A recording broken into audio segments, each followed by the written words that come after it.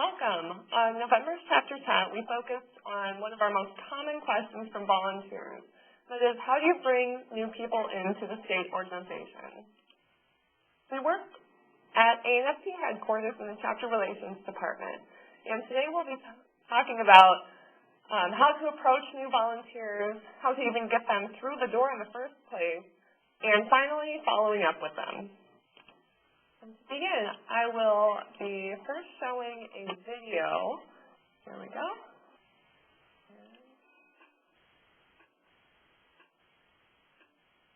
My name is Michaela Connery, and I am the founder and executive director of Unified Theater.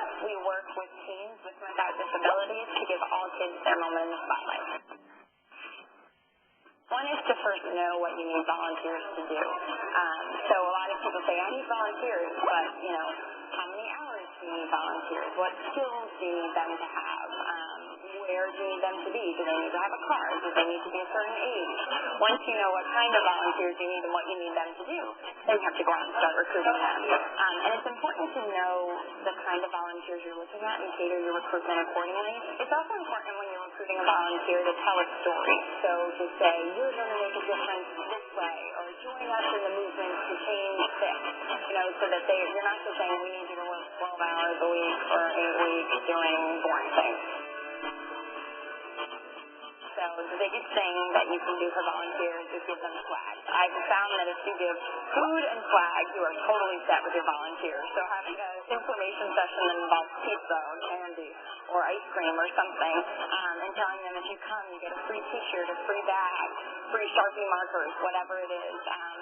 I am under the belief that however people get through the door doesn't really matter. So if they came through the door only because they were in it for the free food, that's fine, because the reason they'll stay and because the reason they'll actually continue to be a good volunteer is because they care about the work you're doing. And also in the incentives that you offer, so for your Unified Theater, we found that kids getting community service hours is kind of a done deal now. It's almost an expectation to have community service hours. So offering, you're going to get so many hours doesn't always have the same weight as it may have had a few years ago. But offering certain opportunities for skill building, whether it's, we're going to teach you how to write a grant, we're going to teach you how to manage a group, we're going to help you do presentations and public speaking that you've never done before. We're going to build these skills for your resume, and then we're going to write you a recommendation on top of it. Getting those kind of incentives deepens the, sweetens the pot for your volunteers. I think a really important strategy for volunteer management is to help your volunteers understand the impact that they're making. For example, to put back to your student leaders to say, for 62% of your participants, this is the first time they participate in an inclusive activity. This is the first time they either worked with a student with a disability or worked with a student without. And that's a big deal, and you, student leader, made that happen. Thank you so much. That was awesome. We also try to thank our volunteers as often and as publicly as possible. And publicly doesn't necessarily mean at a big dinner or at a big public event. It could mean posting about them on your blog. We do Facebook shout-outs, Twitter shout-outs. We recognize kids in newsletters, on emails. Any opportunity you have to thank a volunteer and then thank them publicly will really make them feel more engaged and more connected to your organization.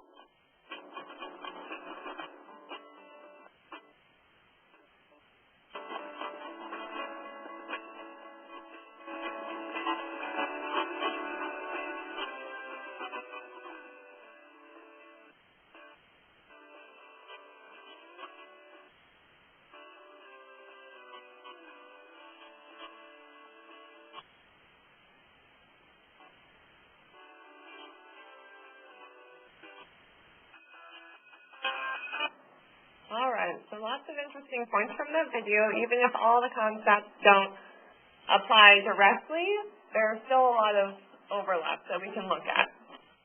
Number one, know what you need. General announcements to mass audiences usually don't work. Who wants to volunteer? It'll be a tougher time to get one person to step up in front of the whole group to say, yes, I want to do it. Know what your chapter needs to succeed. Make sure you add your own testimonial. This can be extremely effective and gives a personal touch to it. Provide an incentive to bring in potential volunteers. Why did you become a volunteer? What does ANSP mean to you? Like our video said, food works a lot of times. Otherwise, you can provide what you call swag or gear. If you can get a donation from a corporate sponsor, that would be great as well. And like she said, getting them in the door is often the hard part. Once they're there, you have their attention.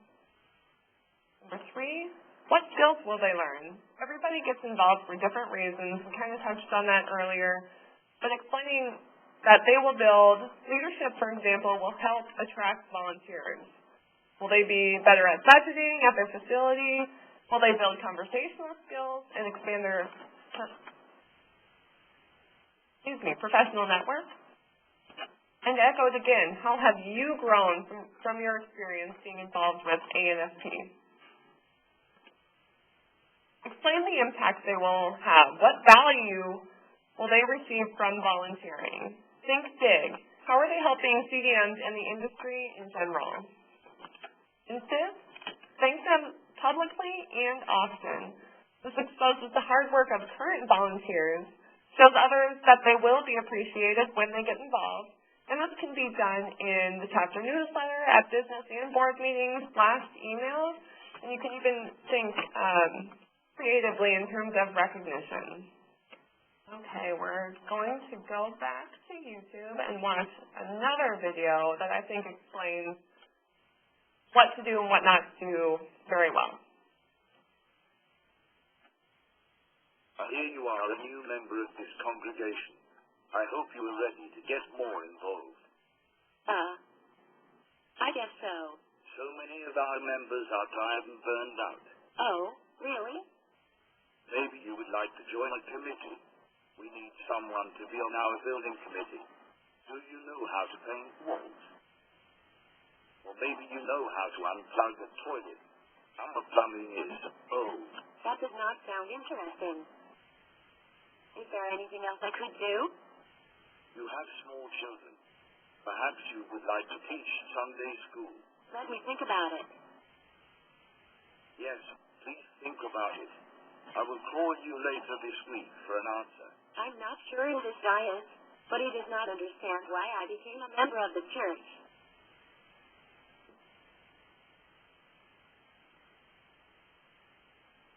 Okay, that was an example of how not to get new members involved in your congregation. First, I was just concerned about tasks that needed to be done without considering the person I was talking to. Then, because of this person's identity, in this case, a parent of young children, I assumed that teaching Sunday school was the best role for them. I was not respecting their inherent worth and dignity. No kidding. So here is the better way. First, you connect how the task or role connects to the mission of the congregation. I heard that you have become a member of our congregation. Yes, I have been attending on and off for a couple of years. But I finally signed the membership book and made my stewardship pledge last month. Wonderful! I noticed that you are very interested in our partnership with the County Social Service Agency. Yes, that is one of the reasons that I joined. Our congregation's mission of building the beloved community is important to me. I am glad to hear that. I was wondering if you would serve on a team that picks up, say, old bread from the grocery stores and delivers it to the food pantry. The second thing you do is tell the person why you think this particular ministry is a good fit for them. I think this ministry would be a good fit. Tell me more about this team. The other people on the team are parents of young children, just like you. They want to teach their children that it is important to help others, and this is a project where the children can help carry the loaves and meet the people that we serve. I would love for my children to experience helping others in this way. It is also important to explain how this service will benefit the volunteer. The best part about this team is that the parents also spend time together to talk about parenting as Unitarian Universalists in a covenant group. their children spend time together outside of the Sunday school and become a close community. That sounds intriguing, but a little scary. How much time is involved? The fourth element of effective recruiting is giving an accurate description of the expectations and commitment involved. I will email you the charge to the team. It describes the time and commitment and how it serves our mission. That sounds good. The final important part of recruitment is to offer support and feedback. If you decide that you want to serve on the team, we will offer an orientation in 2 weeks.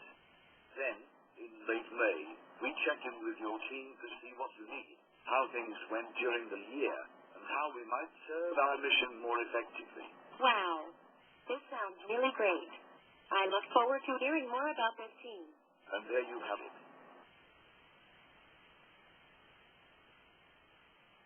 Let's review the 5 parts of effective recruitment. 1. Connect the role or task to the mission of the congregation. 2. Tell the person why you think this particular ministry is a good fit for them. 3. Explain how you believe this ministry will benefit the person you are trying to recruit. 4. Give an accurate description of the expectations and commitment involved. Giving them a written job description with a specific term limit is essential. And finally, 5. Offer and follow through with support and feedback. We need to be interconnected as leaders and learn as we go. Now it's your turn. And you ask people to serve the mission of your congregation. You can do so with faithful integrity. All right. Did you see any similarities between maybe do's or don'ts for your own chapter? One of the things we learned from that video is connect to your mission. ENFP wants to be the best it can for all of its members, and they would be able to add to that. Make sure each potential volunteer knows again that they are serving a greater purpose. Get out of your comfort zone. Introduce yourself to new volunteers and meeting attendees. How will you know that they want to volunteer if you don't ever talk to them and ask? And consider diversity in age, facility type, ethnic background, geographic location. There are many ways to look at volunteers and get new perspectives into the chapter. Number 7, personalize it. Again, ask directly. A potential volunteer should know that there is a position specifically for them, and they would do a great job at it. Number 8, be honest and clear about expectations. This may be able to help more in the future. If a potential volunteer can't make the time commitment to be a full-blown board of director, but they might want to help here and there. So make sure they know what they're getting into. Offer support and feedback. If you can have an orientation, that would be great. Some chapters do this at their fall meetings when new officers are coming in. And this might even help potential volunteers know that they're not just being handed a binder and say, go at it.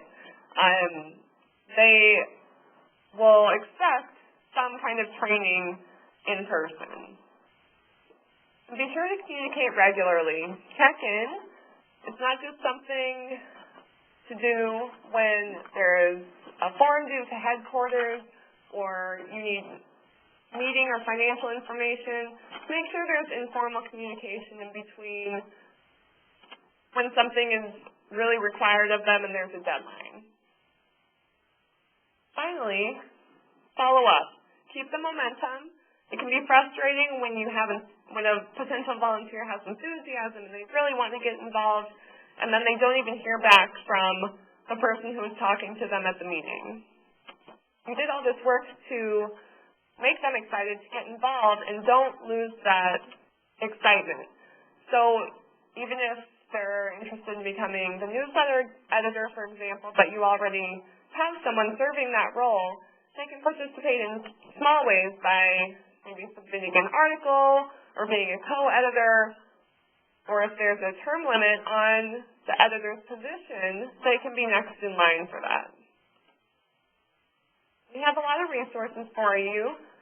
Current and past volunteers are a great resource for knowing what works and what doesn't, for bringing in new volunteers and succession planning.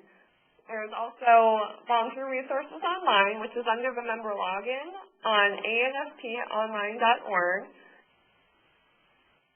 Samples, templates, scripts, these recordings are all on the volunteer resources library at the bottom of that page. So we encourage you, if you have some free time, to kind of take a look around, and if you're not finding something, ask us, and we may be able to point you in the right direction or create something new for you. As we saw during this presentation, YouTube is a great resource for learning. As you can see, volunteer management is not just ANFP. Many other organizations look to boost their recruitment, and we hope that you found some of the concepts transferable to your own state. And finally, there is us at headquarters. We work in the chapter relations department, and we encourage you to contact us for anything. If we aren't able to help you, then we will find our coworker who can. But any question you have, you can use this email address, chapters@anfponline.org, and we will help you out, because that's what we're here for. Thank you for watching today, and if you have any questions, please call, email us. We do have a fax line if that's what you prefer, mail. Any way you can contact us, stop into the office. We'd be happy to see you.